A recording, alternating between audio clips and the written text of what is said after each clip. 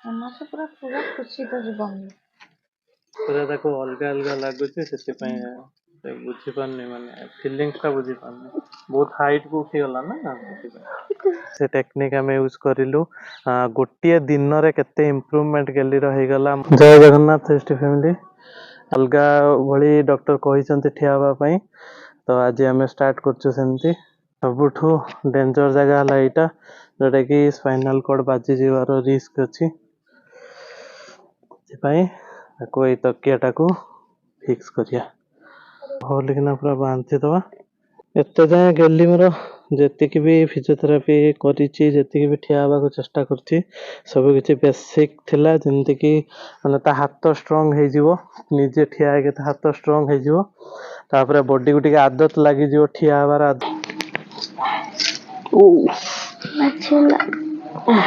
ଆଉ ଟିକେ ପଛକୁ ନା ନା ଠିକ ଡର ଲାଗୁଛି। ମୁଁ ଅଛି ପା ମୁଁ ସାଙ୍ଗେ ସାଙ୍ଗେ ଏବେ ଆସିକି ଆଗରେ ବସିଛି। ଡକ୍ଟର ପୁରା କହିଛନ୍ତି ଯେମିତି ଠିଆ ହେବା ବେଳେ ଆଗ ଗୋଡ ଦିଟାକୁ ପୁରା ସିଧା କରିଦେବାକୁ। ପୁରା ସିଧା ହେଲା ସିଧା ହେଲା ପରେ ଏମିତି ପୁରା ଗୋଡକୁ ଛନ୍ଦିବାକୁ ଯେମିତି କି ଏଠୁ ଆଗକୁ ଆସିବନି ଏପଟର ଗୋଡଟାକୁ ଏମିତି ରଖିବାକୁ ଯେମିତି ପଛକୁ ଯିବନି। ଏବେ ୟା ଭିତରେ ଆଉ ଗୋଟେ ତକିଆ ଦେବାକୁ ପଡିଲା କାହିଁକି ନା ଏ ଗୋଡଟା ଏମିତି ବାରମ୍ବାର ଏପଟକୁ ଢଳି ପଡୁଥିଲା। ମୋର ସିନା ସପୋର୍ଟ ଏପଟକୁ ରହିଯାଉଛି କିନ୍ତୁ ମଝିର ଏପଟକୁ ଏମିତି ପୁରା ଗୋଡ ଦିଟାକୁ ଫୋଲ୍ଡ ହେଇଯାଉଛି ଅଟୋମେଟିକ। ତ ସେଥିପାଇଁ ତକିଆ ଗୋଟେ ଏଠି ଦେବାକୁ ପଡିଲା। ଜୟ ଜଗନ୍ନାଥ ଜୟ ଜଗନ୍ନାଥ।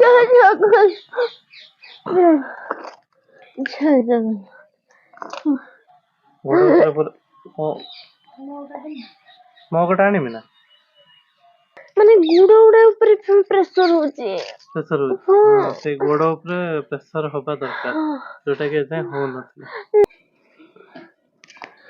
ଜୟ ଜଗନ୍ନାଥ ଜୟ ଜଗନ୍ନାଥ।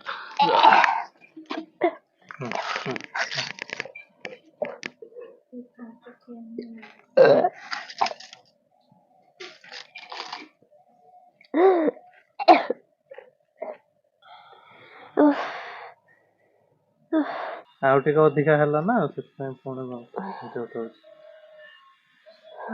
ଏତେ ବହୁତ ଉପରକୁ ଉଠିଛ। ଖୁସି ଖୁସି ହସ ଏଥିରେ ଡରିବାର କିଛି ନାହିଁ। ଭଲ କଥା ଭଲ କଥା ପା ଭଲ କଥା ଭଲ ଖୁସିରେ କାନ୍ଦୁଛ ନା ଦୁଃଖରେ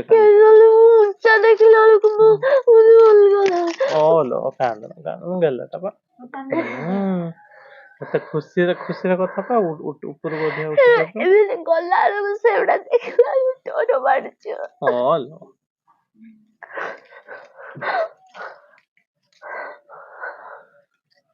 ମତେ କିନ୍ତୁ ଖୁସି ଲାଗୁଛି ବହୁତ ଖୁସି ଲାଗୁଛି। ବୋଉକୁ ବି ପଚାରୁନ ବୋଉ ଖୁସି ଲାଗୁଛି ନା? ୟା ଉପରେ ପ୍ରେସର ଟା ପଡୁଛି ନା ସେଥିପାଇଁ ଫିଲ୍ ହଉଛି।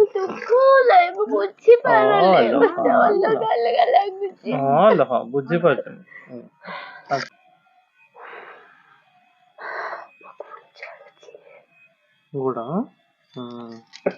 ଗୋଡ ଟିକେ ଚେକ୍ କରିଦବା। ବଥା ହେଇଗଲାଣି ଗୋଡ ବଥା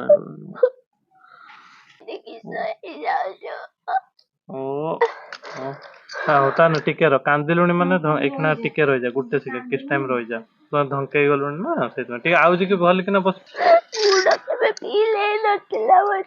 ହେଇଯିବ ପୁରା କହିଛି ପୁରା ଖୁସି ଖବର ଆସିଯାଇଛି ତାର ଏମାସ ପୁରା ଖୁସି ତ ଜୀବନ ଏଇ ମାସଟା ଠିଆ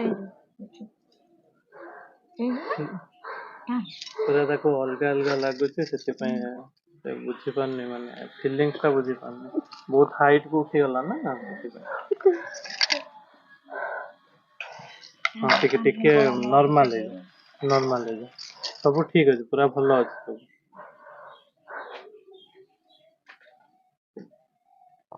ଆକାଚକା ହେଇଗଲାଣି ଆଚ୍ଛା ଯଦି ହଁ ଆଉ ଡାକ୍ତର କହିଛନ୍ତି ଧୀରେ ଧୀରେ କରିବା ସବୁ ବିଲକୁଲ ବି କହିଲେ ତରବର ହବନି ଧୀରେ ଧୀରେ ହ୍ୟାଣ୍ଡେଲ କରିବାକୁ।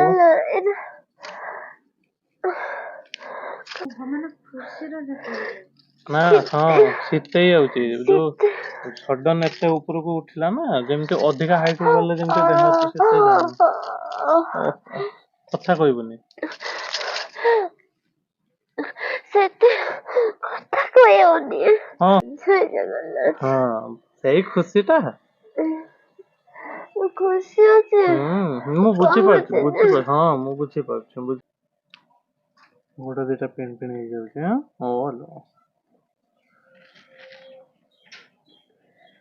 ଆଉ ପାରିବିନି। ହଁ ଆଉ ବିଲକୁଲ ବି ନୁହେଁ ଡକ୍ଟର ସ୍ପାଇନାଲ କର୍ଡଟା ମୁଣ୍ଡରୁ ଅଣ୍ଟା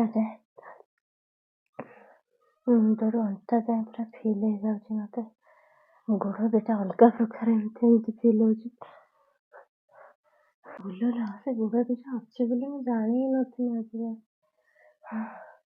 ପୁରା ଅଲଗା ପ୍ରକାର ଫିଲ୍ ହଉଛି ଲୋ। ମାନେ ସମ୍ଭାଳି ହଉନି ଲାଗିଲା ଯେତେ ଶୋଇଯିବି ଯାଉଛି। ଶୋଇପଡ ଟିକେ। ପାରୁନି ମତେ ବହୁତ କଷ୍ଟ ହଉଛି। ଶୋଇଯିବି। ଡକ୍ଟର ଯେମିତି ପୁରା ଷ୍ଟେପ୍ ୱାଇଜ୍ କରିକି ଯିବାକୁ କହୁଛନ୍ତି ପୁରା ସେମିତି ହିଁ ଆମେ ପୁରା ଷ୍ଟେପ୍ ୱାଇଜ୍ ପ୍ରଥମେ ଆଗ ତାର ହାତର ଇମ୍ପ୍ରୁଭମେଣ୍ଟ କରିବା ପାଇଁ କରିଲୁ।